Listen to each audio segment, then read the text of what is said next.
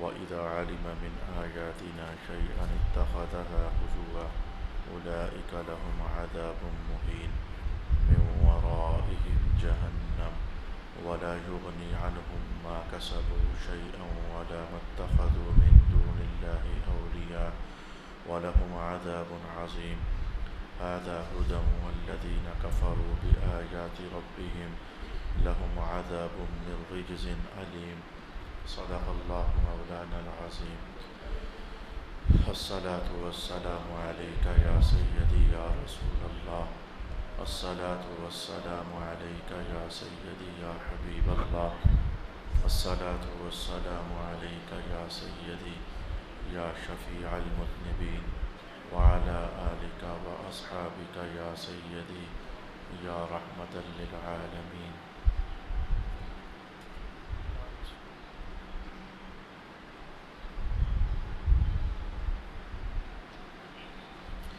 ہر بہتان تراشنے والے بدکار کے لیے ہلاکت ہے۔ وہ اللہ کی ان آیتوں کو سنتا ہے جو اس پر تلاوت کی جاتی ہیں، پھر تکبر کرتے ہوئے اپنے کفر پر ڈٹا رہتا ہے جیسے اس نے ان آیتوں کو سنا ہی نہیں۔ سو اے رسول مکرم، آپ اس کو دردناک عذاب کی پیشین گوئی دے دیجیے، اور جب اسے ہماری آیتوں میں سے کسی آیت کا علم ہوتا ہے تو وہ اسے مذاق بنا لیتا ہے۔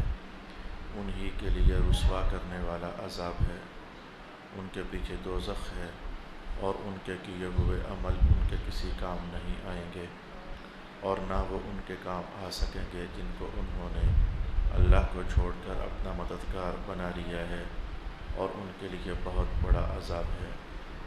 یہ کتاب ہدایت ہے، اور جن لوگوں نے اپنے رب کی آیتوں کا انکار کیا ہے ان کے لیے شدید دردناک عذاب ہے۔ صدق اللہ مولانا العظیم۔ اللہ رب العالمین کے کرم اور اس کی توفیق سے تلاوت کردہ آیات بینات کے مضامین کی طرف ہم اپنا سفر شروع کرنے جا رہے ہیں۔ آج کی گفتگو کا پہلا عنوان نضر بن حارث کا ایک رویہ ہے جو میں نے آپ کے سامنے عرض کرنا ہے۔ یاد رکھیے کہ قرآن حکیم ہدایت کے لیے جو اسلوب اختیار کرتا ہے کہ وہ تو دو ٹوک صاف گوئی سے اور مختصر الفاظ میں حکم ارشاد فرما دیتا ہے، اقیم الصلاۃ، نماز پڑھو، وآتوا الزکوٰۃ، زکوٰۃ ادا کرو۔ کبھی انداز یہ ہوتا ہے، کبھی قرآن حکیم اچھا اور برا ان میں امتیاز دینے کے لیے کچھ استعارے اور تشبیہات استعمال کر لیتا ہے، جیسے کہ رب کائنات نے کہا کہ انما الخمر والمیسر والانصاب والازلام رجس من عمل الشیطان، یہ جوے، یہ شرابیں اور یہ وغیرہ وغیرہ، یہ سب شیطانی کام ہیں۔ شیطانی کام کہنے سے انسان کے دل میں اس کی نفرت بیدار کر دی جاتی ہے۔ یہ بھی اسلوب ہوتا ہے قرآن حکیم کا اچھائی اور برائی کی تمیز پیدا کرنے کے لیے۔ کبھی ایسا ہوتا ہے کہ کچھ بہت برے لوگ ہوتے ہیں، ان کے حوالے سے قرآن حکیم بات اٹھا لیتا ہے۔ مثلا پورے قرآن پاک میں ہمیں کہیں بھی ان الفاظ میں نہیں کہا گیا کہ نماز ادا کرنے میں سستی نہ کرو، ان الفاظ میں کہیں بھی ہمیں صاف دو ٹوک لفظوں میں نہیں کہا گیا، البتہ کہا گیا ہے تو بہت برے لوگوں کا حوالہ دے کر کہا گیا ہے، ان المنافقین اذا قاموا الی الصلاۃ قاموا کسالی۔ منافقین جب نماز کے لیے اٹھتے ہیں تو بڑے سست ہوتے ہیں، تو نماز کو سستی کے ساتھ ادا کرنا، سیدھا ہی اٹھا کر ان کو منافقین کے ساتھ جوڑ دینا مسلمانوں کے دلوں میں خوف پیدا کرنے کے لیے کافی ہے کہ اگر ہم بھی کہیں نماز میں سستی اور کوتاہی کریں گے تو کہیں ہم بھی منافقین والی سزائیں اور ناپسندیدگیاں اللہ کے حضور سے ہمیں کہیں میسر نہ ہو جائیں۔ کبھی قرآن حکیم مدینہ کا ماحول ہو تو کچھ ادائیں ایسی ہیں جو کہ یہودیوں کی ہیں، تو یہودیوں کی ادائیں جو ہے وہ پیش کر دیتا ہے، جس سے قاری قرآن کو سمجھ آ جاتی ہے کہ یوں زندگی گزارنے کا رنگ ڈھنگ کہ مسلمان کا نہیں ہو سکتا، یہ یہودی کا ہے۔ بچنے کے لیے اس کے اندر ایک امنگ اور ایک خواہش پیدا ہو جاتی ہے۔ ایسے ہی کبھی مکہ کا ماحول ہو تو قرآن حکیم کسی بات کی برائی بیان کرنے کے لیے کسی غٹ قسم کے کافر، کسی بہت پرلے درجے کے کافر کا نام لے کر یا اس کی ذات کا اشارہ قرآن حکیم میں بیان کر دیتا ہے، پھر بندے کو سمجھ آ جاتی ہے کہ یہ جو حرکت ہے یہ تو کافروں کی، اور بلکہ کافروں کی دنیا کے جو بڑے کافر ہیں یہ تو ان کی کہانی ہے، ہمیں اس سے بچنا چاہیے۔ آج میرے سامنے جو اسلوب پڑا ہوا ہے وہ کچھ اسی رنگ ڈھنگ کا ہے۔ رب کائنات نے ایک کافر کا حوالہ دیا، نام اس کا نضر بن حارث تھا، بہت بڑا تاجر تھا، مختلف علاقوں میں مختلف ممالک میں تجارت کرنے کے لیے آتا جاتا ہوتا تھا۔ تو اس نے جب یہ سنا کہ محمد مصطفیٰ صلی اللہ علیہ وآلہ وسلم نے نبوت کا دعویٰ کر دیا ہوا ہے، اور پھر چونکہ مکی آیات اور مکی صورتوں کے اندر گزشتہ اقوام کا حوالہ کثرت کے ساتھ دیا جاتا ہے، قوم عاد، قوم سمود، قوم نوح، قوم ابراہیم، قوم موسیٰ، قوم عیسیٰ، فرعون، نمرود، ان لوگوں کا حوالہ چونکہ بہت زیادہ دیا جاتا ہے، تو نضر بن حارث نے یہاں سے ایک شرارت تیار کی، اور شرارت تیار کر کے مکہ والوں میں جہاں حضور رحمت عالم علیہ السلام گفتگو کرنے کے لیے اور وعظ و نصیحت کا نور بکھیرنے کے لیے دو چار لوگوں کو لے کر بیٹھتے یا کھڑے ہوتے، تو وہ ساتھ ہی پرے ایک چھوٹی سی جماعت اپنے ہی ہم خیالوں کی کھڑی کر لیتا اور ان کو کہتا کہ محمد میں اور مجھ میں کیا فرق ہے، ان کی باتوں میں اور میری باتوں میں کیا فرق ہے، وہ بھی تمہیں اساطیر الاولین سناتے ہیں، پہلوں کی باتیں سناتے ہیں، اور اگر پہلوں کی باتیں سننا ہی ہدایت ہے تو میں تمہیں پہلوں کی باتیں سناتا ہوں۔ وہ کہانیاں، کتابیں، ناول خرید کر لا چکا ہوتا، کسی میں رستم کی کہانیاں ہوتی اور کسی کے اندر کسی دوسرے تیسرے لوگوں کی کہانیاں ہوتی، بہرام کی کہانیاں ہوتی، سہراب کی کہانیاں ہوتی، تو پھر وہ ان سے کہتا کہ دیکھو محمد بھی کہانیاں سناتے ہیں اور میں بھی کہانیاں سناتا ہوں۔ اس کے اس رنگ ڈھنگ کو اچھا وہ چاہتا تو یہ تھا کہ ایسا کرنے سے مصطفیٰ کریم علیہ السلام کی بات کی ویلیو ڈاؤن ہو جائے، لوگ اس کی طرف رغبت نہ کریں، اور وہ یہی سمجھیں کہ یہ کہانیاں سنانا تو کوئی بڑی چیز نہیں ہوتی، اور یہ کہانیاں بیان کرنا کوئی آسمانی چیز نہیں ہوتی، اس کے لیے فرشتوں کا آنا جانا کوئی ضروری نہیں ہوتا، یہ تو کوئی عام بندہ بھی اس طرح کی کہانیاں سنا سکتا ہے۔ وہ قرآن پاک کو ڈی ویلیو کرنا چاہتا تھا، حضور رحمت عالم کی باتوں کی ویلیو کو اور قدر و منزلت کو کم کرنا چاہتا تھا، حالانکہ وہ لوگوں کو دھوکہ دے رہا تھا۔ حضور کی کہانیاں پہلی اقوام کے حوالے سے صرف کہانیاں نہیں ہوتیں، وہ تو عین ہدایت ہوتی تھیں، ان میں اللہ کا نور ہوتا تھا، ان میں دلوں کے اندر بدلنے کا جذبہ بیدار کرنے کے لیے حوالہ جات ہوتے تھے۔ رسول پاک علیہ السلام جو کہانیاں ارشاد کرتے تھے، ان کہانیوں کے روب رواں کہیں نہ کہیں کوئی اللہ کے نبی کی صورت میں نور اور ہدایت کا سرچشمہ بن کر کوئی دولہا نبی کھڑا نظر آتا تھا۔ یقینی سی بات ہے کہ بہرام اور رستم اور سہراب کی کہانیاں جناب ابراہیم، جناب یوسف کے حسن و جمال، اور جناب نوح علیہ السلام، جناب اسماعیل علیہ السلام کی باتوں کی برابری تو نہیں کر سکتی تھیں۔ اب اس کی یہ ایک روش تھی، اور یہ ایک منظر نامہ ہے جو میں نے آپ کے سامنے رکھا۔ اب اللہ کریم نے اس کی اس تصویر کو ذلیل کر کے اور حقیر کر کے اور بے عزت کر کے لوگوں کے سامنے رکھا کہ یہ حرکت تو اچھی نہیں ہے کہ حضور رحمت عالم پر تہمت لگا دی ہے، یہ تہمت لگاتا ہے، لوگوں یہ تہمت لگاتا ہے رسول پاک علیہ السلام پر، یہ کہتا ہے کہ یہ کہانیاں سناتے ہیں، حالانکہ وہ کہانیاں صرف کہانیاں نہیں ہیں، اللہ کا نازل کردہ کلام ہے۔ یہ کہتا ہے کہ یہ محمد مصطفیٰ تمہیں پچھلے لوگوں کی اساطیر، سطریں سناتے ہیں، یہ صرف سطریں نہیں ہیں، ان میں تو تمہارے لیے یہاں سے لے کر جنت میں جانے تک کا راستہ اللہ تعالیٰ نے واضح کر دیا ہے، جو تہمت لگاتا ہے۔ مولا کائنات نے تہمت لگانے والے کا ٹائٹل قائم کرتے ہوئے ایک کلمات ارشاد فرما دی ہے، وَيْلٌ لِّكَفَّاكٍ أَثِيمٍ، ہلاکت ہے ہر اس بندے کے لیے جو بہتان تراشنے والا ہے، تہمت لگانے والا ہے اور بدکار ہے۔ یہ میں اس لفظ پر میں پچھلی بار بھی میں نے تلاوت کیا تھا لیکن حیران ہو گیا، اور آج اس لفظ پر پھر بھی حیران ہوں، سنانے کے بعد بھی حیران ہی رہوں گا۔ دیکھو بندہ ایک جرم کرتا ہو تو اسی جرم کو بیان کرنا چاہیے، اور قرآن حکیم ہمیشہ ایسا ہی کرتا ہے، لعنت اللہ علی الکاذبین، جھوٹے لوگوں پر اللہ کی لعنت ہو جائے، تو جو جھوٹ بولنے والے ہیں ان کو جھوٹا ہی کہا ہے، کچھ اور ساتھ پلس نہیں کیا ہے۔ اچھا، الزانیۃ والزانی، جو زنا کرنے والے ان کو 100 کوڑے مارو آپ یا رجم کرنا۔ اب یہ صرف ان کے زنا کو زنا کے ساتھ ہی تعبیر کیا ہے، ساتھ زنا کرنے کی وجہ سے کوئی اور جرم ساتھ جوڑ نہیں دیا کہ جو زنا کرنے والا ہوتا ہے وہ ساتھ یہ بھی ہوتا ہے، جو جرم چلتا ہے صرف اسی کی بات قرآن پاک کرتا ہے، السارق والسارقۃ فاقطعوا ایدیہما، چور کے ہاتھ کاٹ دو اور چورنی کے ہاتھ کاٹ دو، تو ان کو چور ہی کہا ہے، ساتھ کوئی اور جرم ان کے ساتھ جوڑ نہیں دیا ہے۔ مقصد میرا انشاءاللہ آپ سمجھیں گے۔ تو ایسے ہی بہت سارے معاملات میں چور کو صرف چور ہی کہا ہے، میں کہتا ہوں کہ زانی کو صرف زانی ہی کہا ہے، شراب پینے والے کو صرف شراب پینے والا ہی کہا ہے، ظالم کو صرف ظالم ہی کہا ہے، لیکن جو تہمت لگانا اور بہتان تراشی کرنا ایک عیب کسی میں ہے نہیں ہے، لیکن اس کو کہنا کہ یہ اس عیب والا ہے، یہ جرم اتنا بڑا جرم ہے کہ اس کا جو نام بنتا تھا وہ نام بولا ہے قرآن حکیم نے، افاق، یہ بڑی تہمتیں لگانے والا ہے۔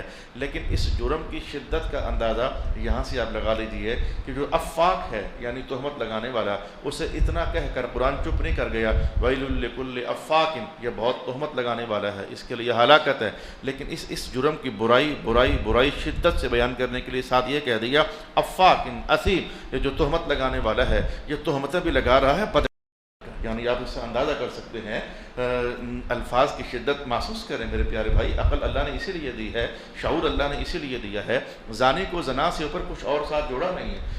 میں کہتا ہوں کہ جھوٹ بولنے والے کا جھوٹ اس کے ساتھ کوئی اور جرم جوڑا نہیں ہے، آپ کو احساس میں لانے کے لیے میں یہ بات بول رہا ہوں، لیکن جب اس بندے کا حوالہ چور کو چور کے سوا کچھ اور کہا نہیں ہے، حتیٰ کہ کافر کو کافر کے سوا ساتھ کچھ اور نہیں کہا ہے، حالانکہ کافر ہونا تو اس سے بات تو جرم ہی ختم ہو جاتے ہیں، لیکن اس برائی کی شدت بیان کرنے کے لیے رب کائنات نے کہا ویل لکل افاق اثیم، جو بہتان تراشنے والے ہوتے ہیں، جو جرم کسی میں ہے نہیں، جو کسی میں عیب ہے نہیں، وہ عیب بیان کرنے والے ہوتے ہیں، یہ صرف عیب بیان کرنے والے نہیں، یہ بدکار ہیں کہیں کہ اس قدر شدت کے ساتھ رب کائنات نے اس عنوان کو اٹھا دیا۔ اور میں کہتا ہوں کہ اس لیے تو رسول پاک علیہ الصلوۃ والسلام نے بھی جب اپنے الفاظ میں یہ بہتان تراشیاں کرنے والوں کو سمجھایا ہے تو الفاظ میں اتنی شدت آ گئی، اتنا تناؤ آ گیا، اور اس قدر زیادہ میں کہتا ہوں کہ زوراوری ہو گئی۔ آپ حضور کے الفاظ ہی میں بات کر لیجئے، رسول پاک علیہ الصلوۃ والسلام ارشاد فرماتے ہیں کہ یہ جو سود کھانا ہے بری چیز ہے، اور سود کھانے والے کو 70 مختلف قسم کی سزاؤں کا یا مختلف قسم کے نتیجوں کا سامنا کرنا پڑتا ہے، 70 قسم کے گناہ ایسے ہوتے ہیں جو سود کھانے والے پر چڑھ جاتے ہیں۔ پھر آپ حضور نے فرمایا کہ وہ جو 70 قسم کے گناہ ہیں ان میں سے ادنا ترین گناہ بڑا کون سا ہوتا ہے، تو وہاں سے سود کے گناہ شروع ہوتے ہیں، تو پھر اوپر والا تو اوپر والا تو پھر اوپر والا، تو 70واں گناہ کتنا کو بڑا ہوتا ہوگا، ذرا ادنا سن لو، سود کھانے والے کے حق میں جو ادنا ترین گناہ لکھا جاتا ہے وہ کتنا کو ہوتا ہے، تو پھر بڑا سمجھ جانا کہ وہ کتنا ہوتا ہے۔ آپ نے اس طریقے سے بات شروع فرمائی، میں کہ سود کھانے والے کے لیے جو ادنا ترین گناہ لکھا جاتا ہے وہ اتنا کو ہوتا ہے جتنا کو اگر کوئی بندہ اپنی ماں سے بدکاری کرے تو وہ گناہ ہوتا ہے۔ اب ادنا ترین گناہ اس کے کھاتے میں یہ لکھا گیا، یعنی اس عنوان کی شدت اللہ تعالیٰ نے بیان فرمائی ہے تو انتہائی ہدایت تک جیسے بندوں کو پہنچا دیا ہے۔ اس بہتان تراشی کی شدت کا حوالہ حضور رحمت عالم دیتے ہیں تو ذرا الفاظ کی تیزی محسوس کریں کہ سود کھانے والے کے حق میں ادنا ترین گناہ جو لکھا جاتا ہے وہ ماں کے ساتھ بدکاری والا ہے۔ اب ہم نہیں سوچ سک رہے کہ جب یہ سب سے چھوٹے درجے والا ہے تو سب سے بڑا گناہ کون سا ہوگا جو سود کھانے والے کے حق میں لکھا جاتا ہے۔ یہاں تک بات پہنچا کر رسول پاک علیہ الصلوۃ والسلام نے ارشاد فرمایا یہ سود کی کہانی ہے اول سے لے کر آخر تک، ان ارب الربا، ایک گناہ ایسا بھی ہے جو اس سے بھی آگے نکل جاتا ہے۔ یا رسول اللہ وہ کون سا ہے؟ فرمایا ایک مسلمان جب کسی دوسرے مسلمان کی عزت خراب کرنے کے لیے اس پر تہمتیں لگاتا ہے اور عیب لگاتا ہے، یہ سود کے انتہائی گناہ سے بھی آگے نکل جانے والا عنوان ہے۔ او کما قال رسول اللہ صلی اللہ علیہ وآلہ وسلم، میرا خیال ہے قرآن ایک عنوان کو کئی بار کہتا ہے، رسول پاک علیہ الصلوۃ والسلام بھی ایک حکم کو کئی بار کہتے ہیں، یا کئی بار کہنے میں راز یہی ہوتا ہے کہ بات کو بار بار دہرانے میں کہیں نہ کہیں دل میں اثر ہو جاتا ہے۔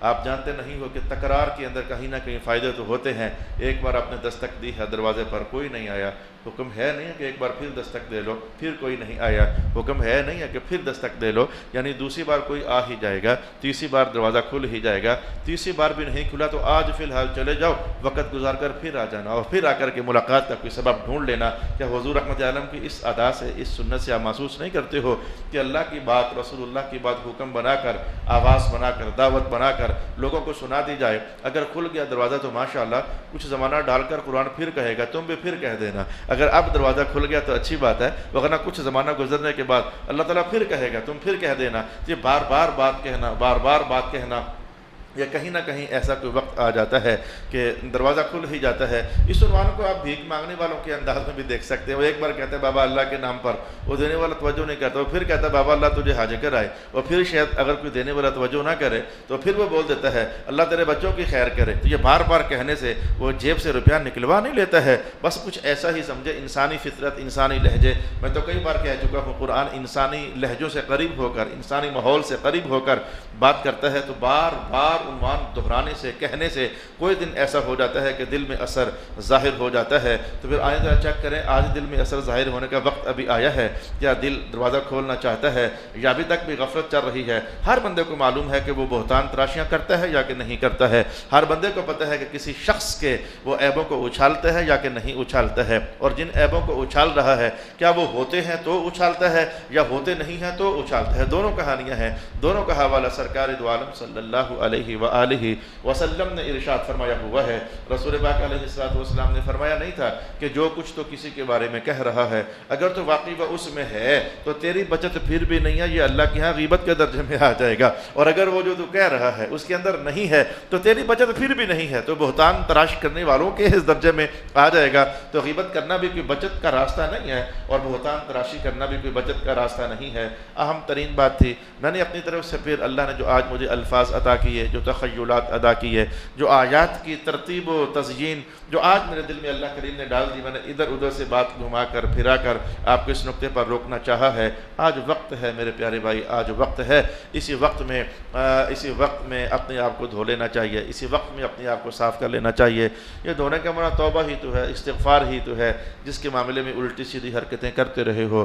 یہ وقت گزر جانا ہے، آپ نے دیکھتے دیکھتے کتنے انسانوں کو قبر میں اتار دیا ہے۔ اب کل بھی مجھے ایک صاحب کہنے لگے فلانا فوت ہو گیا، میں ایک سفر سے واپس آ رہا تھا، فلانا فوت ہو گیا، اس کی میرے ساتھ ناراضگی ہی رہی، تو میں نے بات کو آگے جان بوجھ کر نہیں بڑھانا چاہا، اگر میں بات بڑھاؤں گا تو یہ اس کے متعلق کوئی غلط بات نہ کہہ ڈالے۔ اب اگر اس نے اب کوئی غلط بات کہہ ڈالی تو اب تو اس کے لیے معافی مانگنے کا راستہ ہی بند ہو چکا ہے، جس کی غیبت کر لی جاتی ہے، بندہ ہی مر چکا ہے، اب یہ اس سے معافی کیسے مانگے گا؟ میں نے عنوان پلٹ دیا کہیں اس کی خیر ہو جائے، ورنہ وہ تو چاہت رکھتا تھا کچھ اور بھی سنائے تو کچھ اور بھی سنائے تو کچھ اور بھی سنائے۔ تو اللہ نے انسان کو بھی تو عقل عطا فرمائی ہوئی ہے نا، جیسے خود کو دوزخ سے بچانے کا اہتمام قرآنی دعوت ہے تو اپنے بھائیوں کو بھی تو اللہ اکبر اللہ اکبر اللہ اکبر۔ مجھے حدیث کے الفاظ عین موقع پر یاد آ گئے، شاید یہ حدیث کے کہیں کسی زمانے میں پڑھے ہوئے الفاظ تھے جو کل میری رہنمائی کر کے، حالانکہ مجھے کل یہ حدیث یاد نہیں تھی جب اس بندے کو میں عنوان پھیر کر کہیں اور لے جانا چاہتا تھا، لیکن شاید وہ دل کے اندر پڑی ہوئی آواز کبھی حدیث کی وہ میری رہنمائی کر گئی۔ رسول پاک علیہ السلام نے ارشاد فرمایا کہ زندگی میں ایسے ہوتا ہے کہ تیرے سامنے کوئی تیرے کسی اور مسلمان بھائی کے خلاف بول رہا ہوتا ہے، کئی بار ایسے ہوتا ہے زندگی میں، یہ ہے خیر کا راستہ، یہ ہے ہدایت کا راستہ، یہ ہے مسلمانی کا راستہ، یہ ہے کامیابی کا راستہ جو اب بتانے جا رہا ہوں، یہ ہے فلاح کا راستہ، یہ ہے رسول رحمت معاف کا راستہ، اور یہ ہے اللہ تعالیٰ کے نازل کیے ہوئے قرآن کا راستہ۔ تو حضور فرماتے ہیں کہ کئی بار زندگی میں ایسے ہو جاتا ہے کہ تمہارے سامنے کوئی دوسرا بندہ بول رہا ہے خلاف کسی تیسرے بندے کے، اب ایسے میں تمہاری کیا ذمہ داری ہے؟ چسکے لگا کر ذائقے لے کر بات کو سنو یا کچھ اور راستہ؟ جی حضور فرمائیں میں کہ تو اس تیسرے بندے کے حق میں بول، نہیں یار وہ ایسا نہیں ہے، چھوڑ، تو خام تجھے مغالطہ لگا ہے، تجھے غلط فہمی ہوئی ہے، میں تو اسے جانتا ہوں وہ تو اس طرح کا نہیں ہے، اس کی عزت کی فیور میں بول اور اس کو روکنے کا اہتمام کر۔ حضور اس کا فائدہ کیا ہوگا؟ رسول پاک علیہ السلام نے ارشاد فرمایا آج اس کی ذلت بننے جا رہی تھی، تو درمیان میں آڑ بن گیا، اس کی ذلت نہیں بننے دی۔ تیری زندگی میں بھی یا آخرت میں بھی تیرے لیے ایسے موقع بنے گے تو خود کو دیکھ رہا ہوگا کہ میں اب ذلیل ہوا کہ ہوا، میں رسوا ہوا کہ ہوا، اب میری عزت بچتی نہیں ہے، جنازہ نکلا کہ نکلا۔ جب کبھی تجھ پر ایسا موقع آئے گا نا تو اللہ اس کے بدلے تجھے یہ کرم عطا فرما دے گا، اللہ تیری عزت کا خود محافظ بن جائے گا، اللہ تیری ذلت سے بچانے کے لیے خود اہتمام کر دے گا۔ لا الہ الا اللہ محمد الرسول اللہ، یہ میں نے کیا پڑھ دیا ہے؟ لا الہ الا اللہ محمد الرسول اللہ۔ ترسوں کہیں میں کسی درس حدیث کے لیے جانے لگا تو ٹائم ہو چکا تھا، گاڑی کا آنا ذرا لیٹ تھا، تو میں نے کہا چل یار 2 منٹ ہیں، کوئی حدیث ہی اٹھا کر پڑھ لیں۔ میں نے ایک حدیث کی کتاب اٹھائی، مجھے لذت اس کی ابھی تک بھول نہیں رہی ہے، حالانکہ پرسوں ترسوں میں نے کہانی پڑھی ہے، حدیث میں پڑھا ہے، لیکن اس کی لذت نہیں بھول رہی ہے۔ اوروں کے ساتھ جیسے رویہ کرو گے اللہ تعالیٰ کہیں نہ کہیں کچھ ویسا معاملہ تمہارے ساتھ کر دے گا۔ اس حدیث کی لذت میں آپ کو میں شریک کرنا چاہتا ہوں، جو اللہ لذت مندی مجھے عطا فرمائے، آپ اس میں شریک ہو جاؤ، آؤ جم جم کھل کھل کر آپ کو دعوت ہے۔ رسول اکرم صلی اللہ علیہ وآلہ وسلم ارشاد فرماتے ہیں کہ ایک عورت کھانا کھا رہی تھی تو کھانا کھاتے کھاتے اس کا نوالا، یہ والا نوالا جب منہ سے قریب پہنچا تو منہ میں ڈالنے ہی لگی تھی کہ دروازہ کھٹک گیا اور کسی سائل نے آواز دے دی کہ بھوکا ہوں کھانا دے دو. یہی اس کے پاس بچا تھا. اس نے یہی نوالا منہ میں ڈالنے کی بجائے اٹھایا اور اٹھا کر اس مانگنے والے کو دے دیا. تو اس نے نوالا لیا، چلا گیا، کھا گیا. تو وقت گزرا. رسول پاک علیہ السلام اور ارشاد فرماتے ہیں کہ اس عورت کی شادی ہو گئی. شادی ہوئی تھی، اس کو اللہ نے بچہ عطا فرما دیا. تو بچہ پر کچھ وقت گزرا تو وہ چلنے پھرنے کے، ریڑنے روڑنے کے قابل ہوا. تو کسی دن گھر سے باہر کہیں ہلکا پھلکا اٹھتا بیٹھتا، اٹھتا بیٹھتا، گرتا گرتا کہیں چل رہا تھا. تو ماں کہیں اندر تھی. تو اسی بے دہانی اور بے توجہی میں کہیں سے بھیڑیا آیا، جنگل سے، کہیں ویرانے سے بھیڑیا آیا اور اس بچے کو، چھوٹا سا بچہ، نوالا بنا کر منہ میں، تو اٹھا کر بھاگا. بچہ چیخا تو ماں کی آواز، انہوں نے کہا ابنی ابنی، وہ میرا بیٹا گیا، ہو میرا بیٹا مر گیا، ہو میرا بیٹا بچا لو. لیکن کوئی بچانے والا نہیں تھا. تو رسول اللہ علیہ السلام فرماتے ہیں کہ رب کائنات نے ایک فرشتے کو بھیجا، جا کر بھیڑیے کے منہ سے بچہ چھوڑا، اور بچہ چھوڑا کر اس کی ماں کے حوالے کر کیا اور 2 باتیں کہہ کر آنا اسے.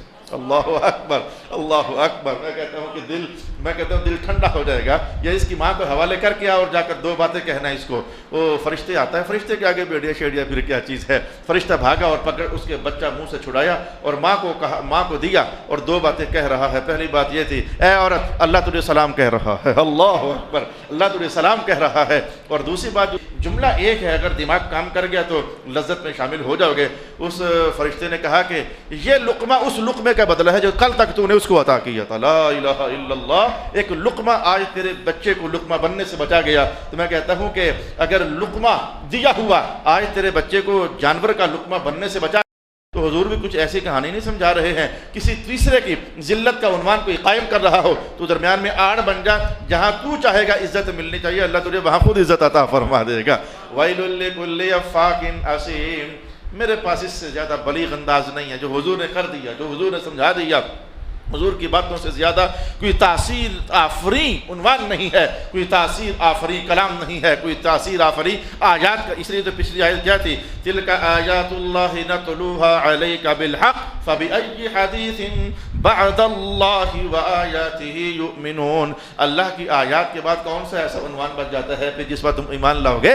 اللہ کے قرآن کے بعد کیا بچا ہے جو تمہیں سنایا جائے تو تم اس پر ایمان لے کر آؤ گے. بِأَيِّ حَدِيثٍ بَعْدَ اللَّهِ وَآيَاتِهِ یؤمنون. اگرچہ وہ جو میں نے حدیث ابھی آپ سے کہی ہے اس میں تو اور بھی بڑے رحمت کے ہدایت کے دروازے ہیں، لیکن وہ آج چونکہ چلتے چلتے میں شاید بعض اوقات وہ کچھ بندے ایسے ہوتے ہیں، ان کو میں ایک لفظ آپ کو بتاؤں، انہیں کہتے ہیں پیٹ پھٹو.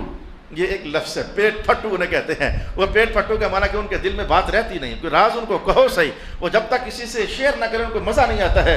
میں کہتا ہوں حدیثوں کی دنیا میں پیٹ پھٹو ہوں. جب تک کوئی حدیث میرے علم میں آ جائے اور جب تک میں شیئر نہ کروں اپنے سنگیوں سے، دوستوں سے، ساتھیوں سے جو اپنا وقت نکال کر میرے پاس آئے ہیں، میرا ہاضمہ درست نہیں رہتا ہے، وہ بے قرار ہو جاتا ہوں میں. وہ کہیں نہ کہیں سے ہیلے بہانے کر کے، گھما پھرا کر کے مجھے وہاں اللہ تعالیٰ کی مدد پہنچا دیتی ہے. اس حدیث کی لذت نے مجھے بے حال کیا ہوا تھا 3 دن پہلے کہ ایک اس لیے تو اس میں صدقے کا عنوان ہے، اس میں خلق خدا کے ساتھ بہتری کرنے کا عنوان ہے کہ بعض اوقات یہ تو ایک لقمہ ہے، بڑی شے ہے. رسول پاک علیہ السلام نے یہ نہیں فرما دیا تھا کھجور کاٹ کر آدھی کر لو. وہ آدھی کھجور بھی اگر اللہ کے نام پر کسی کو دے دو گے تمہاری دوزخ کی آگ ٹھنڈی کرنے کے لیے وہ بھی کافی ہو جائے گی. اتقوا من النار ولو بشق تمر. اگر ہو سکتا ہے تو کھجور کا ٹکڑا دے کر اپنے آپ کو دوزخ کی آگ سے بچا لو. او کما قال رسول اللہ صلی اللہ علیہ وآلہ وسلم وَيْلٌ لِكُلِّ أَفَّاكٍ أَثِيمٍ. آج ہم ایک بڑے درجے کے کافر کی ایک ہی غلط قسم کی ادا تھی جس کو مسلسل پڑھتے ہمارا وقت اندازہ نہیں تھا کہ اتنا زیادہ استعمال ہو جائے گا. اور ایک اور کہانی آپ کے سامنے کہتا ہوں. میں نے کہا نہیں تھا شروع میں کہ یہ قرآن کا انداز ہے کہ وہ بات کسی اور کی کر کے سمجھا ان کو رہا ہوتا ہے، بات پچھلوں کی کر کے سمجھا ان کو رہا ہوتا ہے، بات مکہ والوں کی کر کے سمجھا ان کو رہا ہوتا ہے، بات اقوام سابقہ کی کر کے سمجھا ان کو رہا ہوتا ہے. ذرا ایک اور غلط کہانی ہے، سن لیجئے. ہے کافروں کی ہے، غلط کہانی کافروں کی ہے، لیکن سنتے ہی آپ کے دل میں کھڑکنا شروع ہو جائے گی یہ بات، یار یہ کہیں نہ کہیں رولا ہمارا بھی ہے، ہم بھی کہیں نہ کہیں اس غلاظت فکری کا شکار ہوئے ہیں. آئیں دیکھتے ہیں کہ بات کیا ہے. یسمع آیات اللہ. یہ جو نضر بن حارث ہے، یہ نضرہ آیات سنتا ہے، لیکن سننے کے بعد کیا کرتا ہے؟ ثم یصر مستکبرا کأن لم یسمعها. سننے کے بعد یہ اصرار کرتے ہوئے تکبر اور کفر پر ڈٹا رہتا ہے، ایسے ظاہر کرواتا ہے کہ جیسے اس نے سنی ہی نہیں ہے. یہ ایک بہت غلط کہانی ہے اس کافر کی. میں درمیان میں رک کر کے ایک لفظ کی لذت آپ سے شیئر کرنا چاہوں گا. یہ گناہوں پر اصرار کرتا ہے، اصرار کرتا ہے، اصرار کرتا ہے. یار تو بار بار کیوں اصرار کر رہا ہے؟ یہ لفظ آپ کے ہاں کہیں چلتا ہے. مجھے اچھا لگا جب میں نے یہ پڑھا کہ یہ اصرار اصل میں ہوتا کیا ہے. یہ اصرار اصل میں ہوتا یہ ہے کہ یہ سرۃن سے بنا ہے، سرۃن. اور سرۃن اس تھیلی کو اور دور حاضر میں اس بٹوے کو کہتے ہیں جس میں پیسے ڈالتے ہیں. دور قدیم میں وہ تھیلی گتھلی جس میں وہ ڈال کر کے تو اوپر سے منہ اس کا باندھ دیا جاتا تھا، نہ کچھ اندر سے باہر جائے نہ باہر سے اندر آئے. باندھ اس کا منہ جو باندھ دیا تو اس تھیلی اور گتھلی کو عربی زبان میں سرہ کہا جاتا تھا. بس باندھ دیا تو جو اندر ہے وہ اندر یا باہر نہیں آ سکتا. اس سے بنا ہے اصرار. اور اب حضور فرماتے ہیں جو بندہ گناہ کر کے اصرار کرتا ہے، یہ اصرار کرنا، گناہ پر اصرار کرنا معنی یہ ہوتا ہے کہ گناہ ہو جائے تو حق یہ ہے کہ اس گناہ کو توبہ کر کے باہر نکال پھینکو اور اللہ سے معافی مانگ لو. مولا یہ میرے اندر نہیں رہنا چاہیے، یہ تعفن پھیلائے گا، بدبودار کرے گا، مجھے گندا کرے گا، بے نور کرے گا. گناہ ہونے کے بعد اسے نکال کر باہر پھینکنا چاہیے، یہ مذہب شریف کا حکم ہے. لیکن اگر ایک بندہ گناہ کرے، توبہ کر کے اس کو باہر نہ نکال سکے، پھر گناہ کر لے، توبہ کر کے پھر باہر نہ نکال سکے، پہلا گناہ بھی اندر، دوسرا بھی اندر، تیسرا بھی اندر، اندھیروں پر اندھیرے، بدبو پر بدبو چڑھتی جائے، اس بندے کے لیے قرآن کہتا ہے اور حدیث ہے یہ گناہ میں اصرار کر رہا ہے. پہلا نکلا نہیں ایک اور چڑھا لیا ہے، پہلا دوسرا نکلا نہیں تیسرا اور چڑھا لیا ہے. تو اس لیے رسول اللہ علیہ السلام نے اعلان کر دیا کہ لا کبیرۃ مع الاستغفار ولا صغیرۃ مع الاصرار. اگر بڑا گناہ بھی ہو جائے تو توبہ اور استغفار ہو جائے تو بڑا بڑا نہیں رہتا ہے، اور اگر گناہ چھوٹا ہو جائے اس میں اگر اصرار آ جائے، توبہ ہوئی نہیں تو پھر کر لیا، توبہ ہوئی نہیں تو پھر کر لیا، اب یہ چھوٹا چھوٹا نہیں رہتا، بڑھ کر کے تو بڑا ہو جاتا ہے. جیسے کم بدبو بفر کر کے تو بڑی بدبو بن جاتی ہے. تو حضور فرماتے ہیں دیکھو اس کافر کی کہانی آیات سنتا ہے لیکن اصرار کرتا ہے تکبر پر اور کفر پر، اور یوں ظاہر کرتا ہے کہ علم یسمعها، جیسے سنا ہی نہیں ہوتا اس نے. بات تو اس کافر کی ہے. کم وقت کے اندر میں آپ کو دستک دینے جا رہا ہوں. کہیں ہے ہمارے ہاں کہ اللہ کا حکم سن کر سنا انسنا کر دیتے ہو، توجہ نہیں کرتے ہو، عمل کے لیے دروازہ زندگی کا نہیں کھولتے ہو. سنا ہے لیکن عمل ویسا ہے جیسے کہ نہیں سنا ہے. مثلا میں کہہ دیتا ہوں آپ نے سنا ہے کہ پانی بیٹھ کر پینا ہے، پھر بھی جب کھڑے ہو کر پیتے ہو تو ایسے لگ رہا ہے جیسے آپ نے سنا ہی نہیں ہے. اگر آپ کو یاد آنا شروع ہو گیا تو ذرا سوچ لینا، بیٹھ کر کھانا پینا چاہیے لیکن پھر بھی کھڑے ہو کر پی رہے ہو، کھا رہے ہو تو لگ رہا ہے جیسے آپ نے یہ حکم سنا ہی نہیں ہے. جھوٹ نہیں بولنا چاہیے لیکن پھر بھی بول رہے ہو. کیا ایسا ماحول بن نہیں گیا کہ تم ایسا عمل کر رہے ہو جیسے کبھی تم نے یہ حکم سنا ہی نہیں ہوتا ہے؟ زبان درازیاں نہیں کرنی چاہیے، غیبت نہیں کرنی چاہیے، ہر گناہ نہیں کرنا چاہیے پھر بھی کرتے ہو، نافرمانی نہیں کرنی چاہیے پھر بھی کرتے ہو. تو کہیں نہ کہیں اپنی زندگی کا سیٹ اپ کچھ ایسا بنا نہیں رہے ہو کہ میں تو وہ ہوں جیسے میں نے کبھی یہ حکم سنا ہی نہیں، مجھے پتہ ہی نہیں ہے کیسے کرنا ہے کیسے نہیں کرنا ہے. یہ ایک کافر کی ادا ہے، ایک کافر کی حرکت ہے جسے قرآن حکیم نے ہمارے سامنے رکھا ہے. ہر بندہ کہیں نہ کہیں فیل تو کرے گا یار بہت ساری باتیں ہیں سنی میں نے ہوئی ہیں لیکن غلطی مجھ سے ہو رہی ہے، میں نے ایسے عمل کرتا ہوں جیسے میں نے سنا ہی نہیں، مجھے پتہ ہی نہیں یہ حکم ہوتا کیسے ہے. یا کئی زندگی کے عنوانات میں آپ کو یہ قرآن حکیم کے جملے رہنمائی دے سکتے ہیں. ارشاد گرامی ہوا یسمع آیات اللہ تتلی علیہ ثم یصر مستکبرا. اللہ کی آیات کو سنتا ہے اور پھر اصرار کرتا ہے. اصرار کبھی نہ کرنا، اصرار بہت خطرناک کہانی ہے. یہ چھوٹے یہ جو بلاکی جو ہوتی ہے نا، جب بلاکی یہ کچرا پھنس گیا، وہ کچرا ایک دم سے زیادہ نہیں ہوتا، پہلے تھوڑا ہی ہوتا ہے. گاڑیوں کا کچرا ہو جائے، نالیوں کا کچرا ہو، پہلے وہ کچرا تھوڑا ہی ہوتا ہے، پھر اور اگر وہ نکل گیا تو پھر تو معاملہ ٹھیک ہو گیا. نہیں نکلا کچرا تھوڑا کو بھی اور آ گیا پھر اور جمع ہوگا. یہ اگر محسوسات میں دیکھنا ہو، فزیکلی دیکھنا ہو تو آپ یوں دیکھ سکتے ہو، وہ کچرے سے کچرا جڑتے جڑتے پھر وہ ایسا دن آ جاتا ہے کہ وہ گاڑی ہے تو گاڑی بلاک ہو جاتی ہے، نالی ہے تو نالی بلاک ہو جاتی ہے. انسان کے وجود کے اندر بھی ایسا ہے، گناہ آ گیا، گناہ کا کچرا ہے، نکالو صاف کرو استغفار کر کے. کر لیا تو ماشاءاللہ، ورنہ اب چھوٹا بھی ساتھ جڑ کر زیادہ کچرا ہوگا، پھر اور کچرا ہوگا، پھر ایک دن ایسا آ جائے گا کہ تمہارے دل سارے کے سارا کالا ہو جائے گا. یہ تو رسول پاک علیہ الصلوۃ والسلام فرماتے ہیں میں پھر پڑھا جائے گا قرآن لیکن اثر نہیں ہوگا، بولی جائے گی حدیث لیکن تم پر اثر نہیں ہوگا. صدقے جاؤں سرکار دو عالم کی سنت شریفہ پر. حضور فرماتے ہیں میں تو دن میں کہتا ہی رہتا ہوں استغفر اللہ استغفر اللہ استغفر اللہ، 70 بار کہتا ہوتا ہے لیکن میں نے محسوس کیا کہ اور زیادہ کہنا چاہیے، ہے امت کے لیے تعلیم. اب میں نے 100 بار کہنا شروع کر دیا ہے، مولا جی معاف کر دے، مولا جی معاف کر دے، مولا جی معاف کر دے. استغفر اللہ ربی من کل ذنب واتوب الیہ کأن لم یسمعها فبشرہ بعذاب علیم. تو مجھے ترجمہ بہت اچھا لگا اپنے استاد گرامی حضرت علامہ پیر سید ریاض حسین شاہ صاحب کا. میں اس ترجمے پر کئی بار بات کر چکا ہوں، لیکن ایک کہانی تھی مفسرین بیان کرتے ہوئے تھے، میں کہتا بھی رہا، لیکن آج اس ترجمے نے مجھے وہ ساری لمبی چوڑی کہانی کہنے سے روک دیا. عنوان یہ ہوتا ہے کہ عذاب کی خوشخبری ہے. عذاب تو خوشخبری کیا ہو، یہ خوشخبری تو نہیں ہے، یہ تو بدخبری ہے کہ کافر تمہیں عذاب ہوگا، یہ خوشخبری تھوڑی ہے. تو پھر اس پر ایک تفصیل سے جواب مجھے دینا پڑتا ہوتا تھا جو مفسرین کرام نے بیان کیا. میرے استاد گرامی حضرت علامہ شاہ صاحب نے اللہ تعالیٰ آپ کے علم و فیوزات کی برکات ہمیں عطا فرمائے، آپ نے اس کا ترجمہ کر دیا کہ ان کو دردناک عذاب کی پیشن گوئی کر دیجیے. وقت آنے سے پہلے ان کو خبر دے دیں کہ بھائی یہ اگر ایسی حرکت رہے گی تو دردناک عذاب ہوگا.